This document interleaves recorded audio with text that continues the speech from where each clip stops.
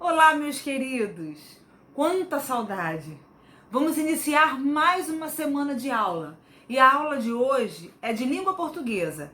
Para essa aula, vocês vão precisar somente do livro didático. E vocês vão abri-lo na página 45. Vamos lá? Bom, aqui está escrito assim, clique no texto. Esse texto aqui tem como título Água mole em pedra dura, não faz nada.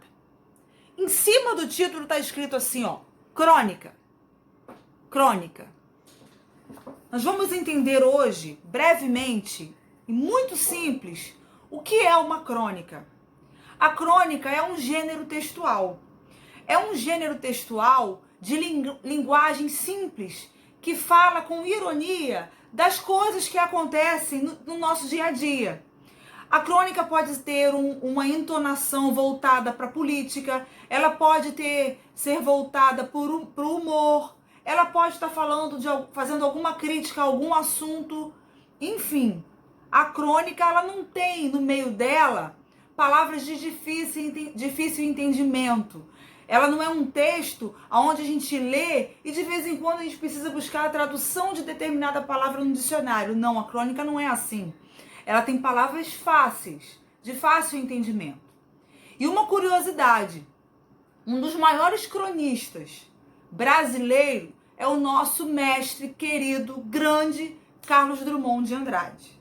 Então agora, vocês vão ler essa crônica da página 45 e eu vou aguardá-los lá na página 48, onde tem a atividade sobre essa crônica que vocês vão ler agora. Tudo bem? Ok. Agora, nós estamos na página 48 e nós vamos interpretar essa crônica que vocês acabaram de ler.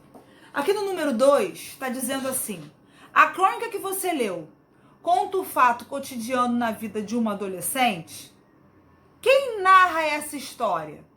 A gente já aprendeu em sala de aula que narrador é quem está contando a história. Então aí está perguntando, quem narra a história? A história a gente já viu que fala sobre uma adolescente. Vocês já leram aí, já perceberam isso. Então, quem está contando essa história? É a própria adolescente? É a mãe da adolescente? É a professora? Quem é que está narrando essa história? Número 3. Vários personagens são citados na história. Quais participam ativamente dela? O que é isso, tia Tati? Tem vários personagens nessa história aí. Mas quais são aqueles personagens que têm maior importância na história? Que participam assim com maior intensidade? São mais ativos nessa história? Quais são? Eu vou dar uma dica. No número 3, são 3 personagens que são mais ativos na história. Tudo bem? Número 4. Toda história tem um conflito, ou seja, um momento em que a situação normal é quebrada. A gente aprendeu isso em sala de aula. O que é um conflito numa história? É quando acontece alguma coisa diferente. Opa! Apareceu um problema para o personagem resolver. É um conflito, ok? Continuando aqui o número 4. O que acontece com a adolescente que leva a contar sua história? Ou seja, ela não começou a contar a história dela de qualquer jeito, ou porque ela vou começar a contar minha história aqui, tô com vontade de falar de mim agora. Não foi assim. Aconteceu alguma coisa na história que a levou a contar sobre a história dela. Que fato é esse? O que aconteceu que a levou a contar sobre a sua própria história? Vocês vão responder aí no número 4. No número 5, vocês vão marcar com um X a alternativa que contém a parte do texto que marca o início do conflito. Ou seja, só tem uma resposta correta aí no número 5. Vocês vão marcar aquela resposta que fala aonde começou o conflito da história. Tudo bem? 6. A expressão via crucis, que está no 6º parágrafo, indica um caminho difícil, tortuoso. A que caminho difícil se referia a narradora da história? Ela está falando sobre algum percurso, alguma dificuldade que ela encontrou aí no caminho. Vocês vão responder aí o que é isso, tá? Que caminho difícil, sobre o que ela estava falando? Que caminho difícil é esse? Esse é o número 6. Agora vocês vão para a página 49. Número 7. A crônica apresenta diferentes desejos de consumo da adolescente. Releia o trecho a seguir e responda às questões. Então vocês vão ter que reler, ó, esse trecho aqui da crônica. Letra A. Vocês vão responder sobre esse trecho. A personagem realmente precisava de todos os objetos que cita como desejo de consumo?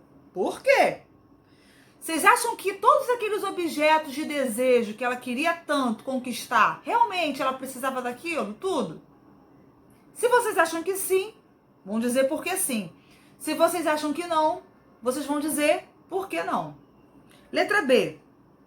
O trecho, enfim, era um caso de vida ou morte.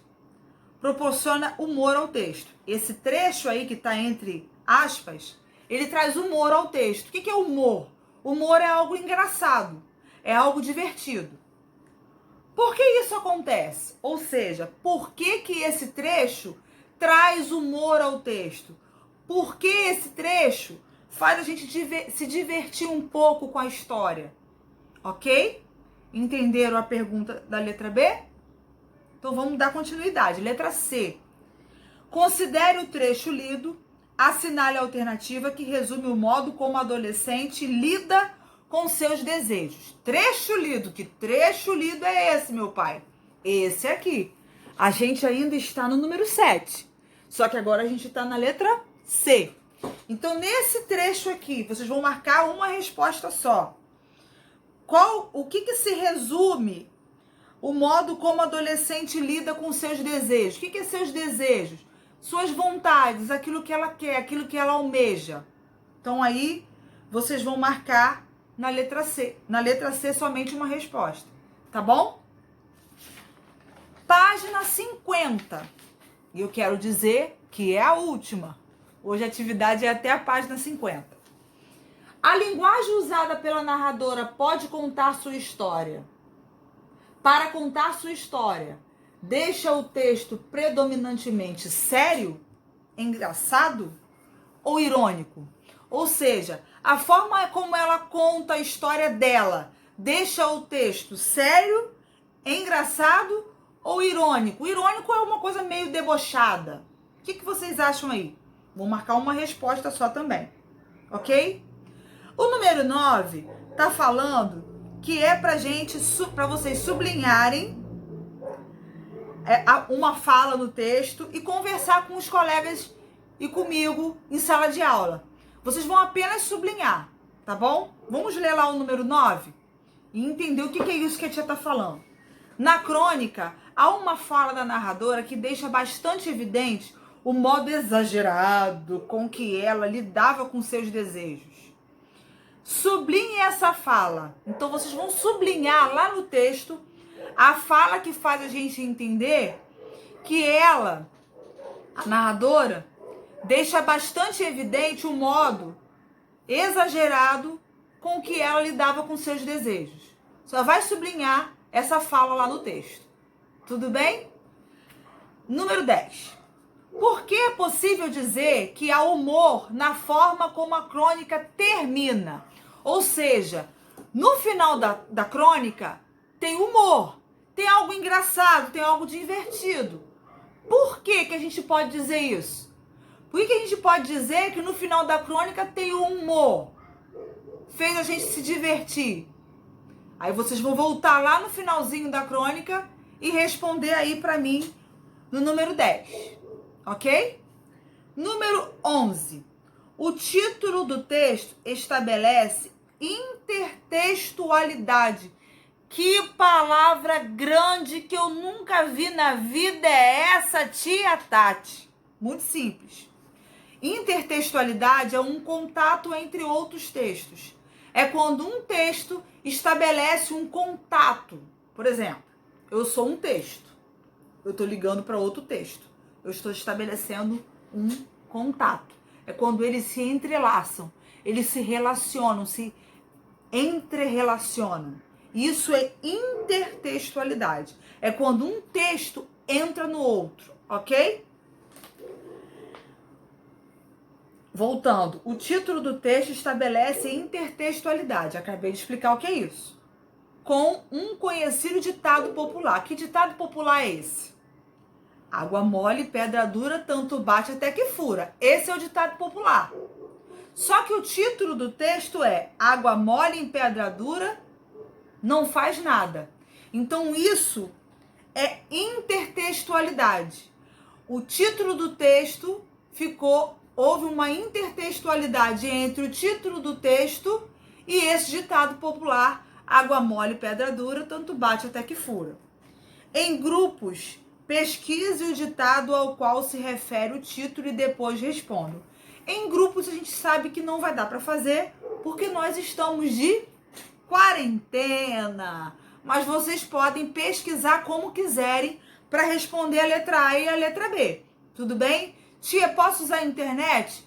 Pode, não tem problema nenhum. Com o auxílio do seu responsável, você vai fazer essa atividade sem problema nenhum. Qualquer coisa, eu vou estar à disposição de vocês no WhatsApp. Vamos ler a letra A? Qual é o ditado popular? Acabei de falar. O que ele significa? Então, o ditado popular é água mole em pedra dura, tanto bate até que fura. O que significa esse ditado popular? Aí vocês vão interpretá-lo ou pesquisá-lo, como quiserem fazer. O que significa isso? Água mole em pedra dura, tanto bate até que fura. O que significa isso? Isso é o que? Uma pessoa que...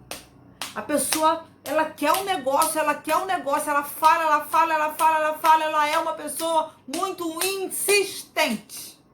Pesquisem, ok? Letra B. Como o título do texto se relaciona com a história? O que é isso? Qual é a relação entre o título do texto e a história? Qual é mesmo o título do texto?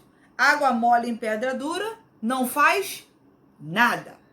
Que relação tem esse título com a história, com a crônica que vocês leram? Muito fácil. Lembrando que a letra A vocês podem pesquisar como quiserem, para poder responder a letra A. A letra A são duas perguntas, tá? Qual é o nome do ditado popular e o que esse ditado popular significa? Bom, a gente finaliza aqui na página 50 e eu vou pedir... Aí, anexado à aula que vai estar no grupo de estudos, vai estar uma folha de produção textual. O que vocês vão fazer nessa produção textual para mim? Vocês vão escrever, vocês vão escolher um dia da quarentena de vocês. Tia, tô dentro de casa, um dia todo, tô fazendo nada. É possível? Não é possível.